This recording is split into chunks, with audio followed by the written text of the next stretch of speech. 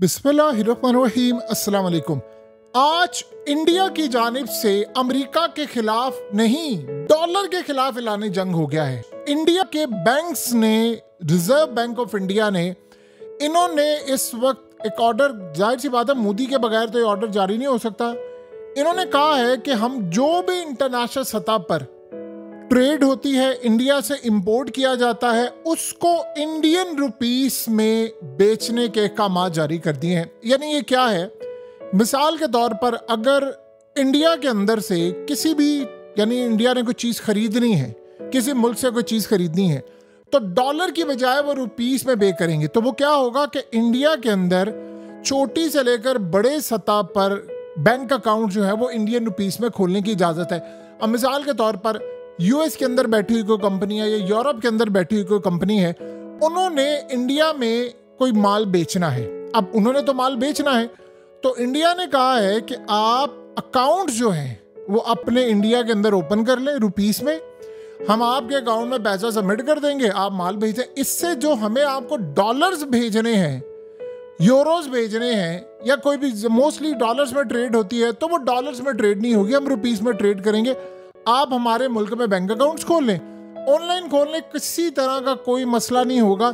और ये खास अकाउंट्स होंगे जिससे असल में ये जो ऐलान जंग है, ये इंडिया का ऐलान जंग है डॉलर के खिलाफ, कि रुपीस में ट्रेड करें। और उसके बाद लट से उसी कंपनी ने या उनके ममालिक ने, आपने कोई चैम्बर्स ने जो कुछ खरीदना इंडिया के अंदर से, जाहिर सी बात है इंडिया तकरीबन इस वक्त 900 अरब डॉलर की एक्सपोर्ट करता है, और तकरीबन आप समझ लें कि 950 अरब डॉलर की वो इंपोर्ट करता है।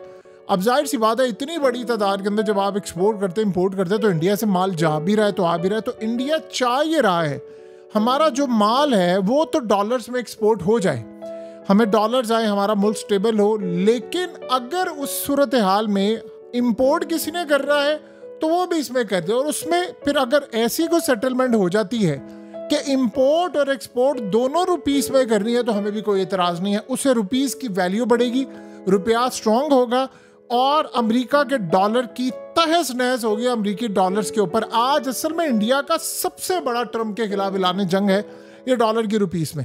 सो ये बात आप ज़हन में रखिएगा। ये अब इन्होंने डिपेंडेंसी ख़त्म कर दी है, जो जाहिर सी बात है कन्वर्जन रेट आता है, आपने डॉलर चेंज करवाना है, करेंसी चेंज करवानी है, फॉरेक्स के ऊपर बढ़ता है, आप पर दबाव होता है कि आप एक्सपोर्ट बढ़ाएं, रिजर्व करें। अब आहिस्ता आहिस्ता इंडिया डॉलर से अलग होना चाह रहा है, और वो चाह रहा है कि आहिस्ता आहिस्ता जो हमारे पास रिजर्व्स आते हैं वो डॉलर की बजाय इंडियन रुपीस में हो। वो तो इनके अपने हैं।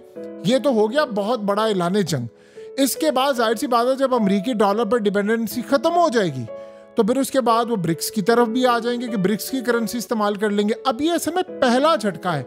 अब लेट से कल को मिसाल के तौर पर इंडिया को वो कहते हैं जी हम युआन में आपको पेमेंट करते हैं, रुपीस में नहीं करते।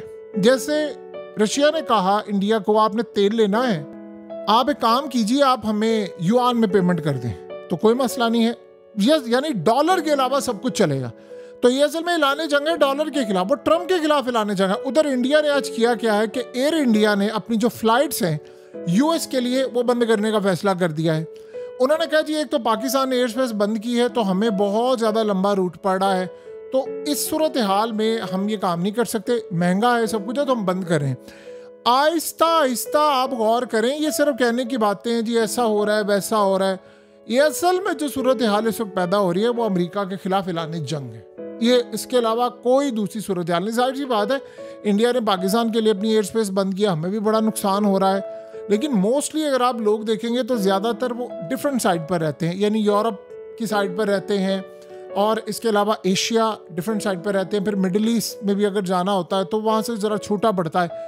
तो अब जो सूरत हाल इंडिया की पैदा हुई है वो तो उन्होंने ऐलान जंग कर दिया अमेरिका के खिलाफ कि भाई जो करना है वो करें, हम इस सूरत हाल में पीछे नहीं हटने वाले।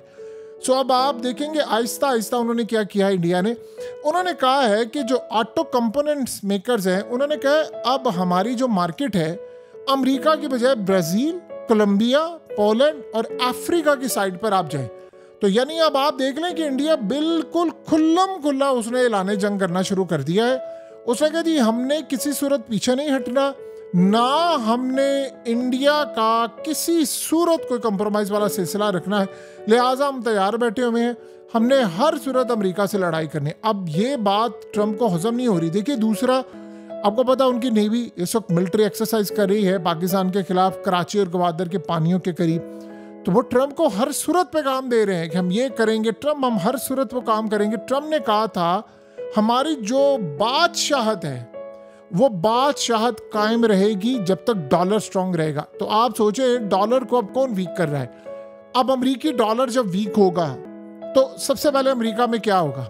अमेरिका की स्टॉक मार्केट जाएगी। देखिए दो चीजें आप ज़हन में रखिएगा इस मूव के ऊपर कि इंडियन रुपीस इस्तेमाल हो जाए, इंडिया अमेरिका की स्टॉक मार्केट में ट्रिलियंस ऑफ डॉलर गिरा दे। चाइना साथ खड़ा हुआ है।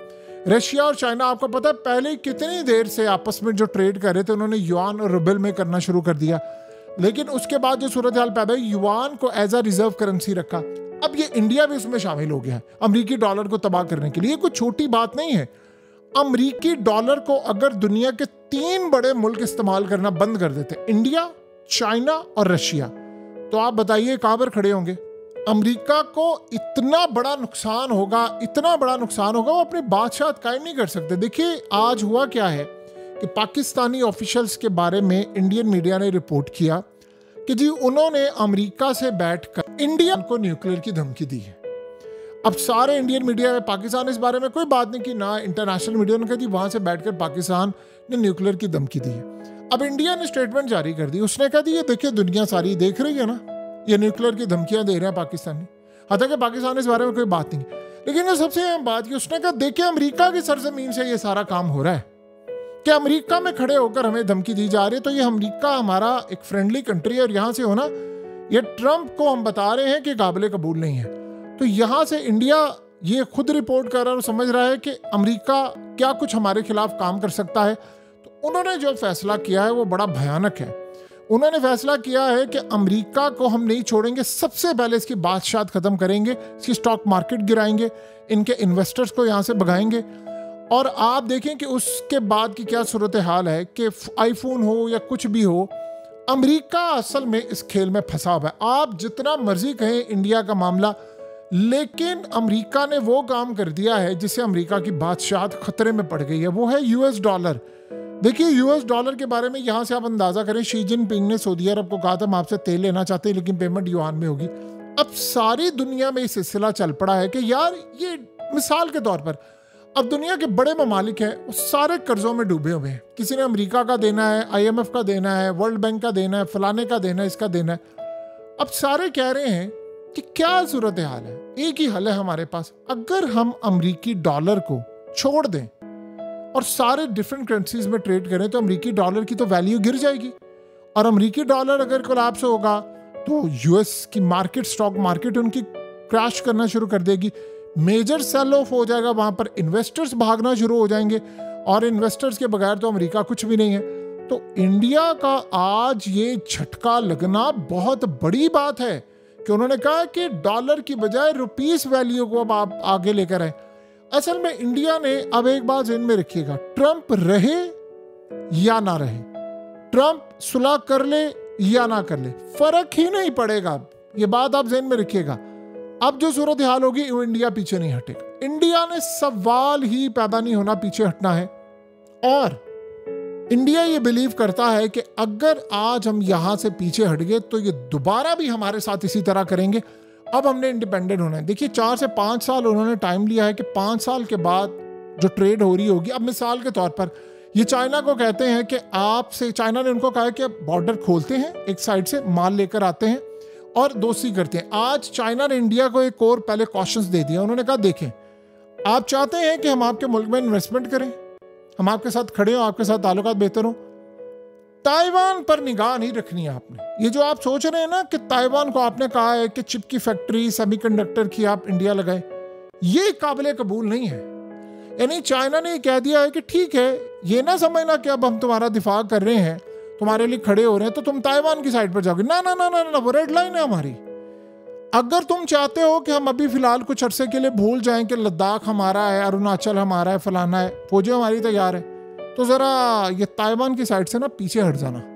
ये हमारी रेड लाइन है। हाँ, अमेरिका के खिलाफ लड़ाई है, हम तैयार हैं, लेकिन गलती से भी ये गलती ना करना तुम लोग कि तुम लोग आगे बढ़ो और ये काम करो। बहरहाल आने वाले वक्त के अंदर हालात ये बता रहे हैं कि इंडिया की जो जंग है वो अमेरिका के साथ वो बड़ी भयानक होने वाली, बहुत ज्यादा भयानक होने वाली है।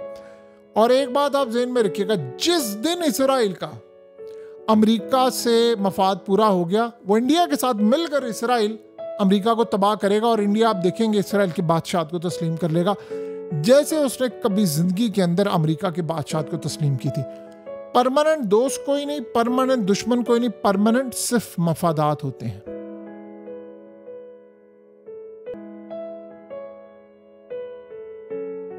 हकीकत टीवी को सब्सक्राइब करना मत भूलें, वीडियो को लाइक करें, शेयर करें और कमेंट सेक्शन में अपनी राय का इजहार जरूर करें।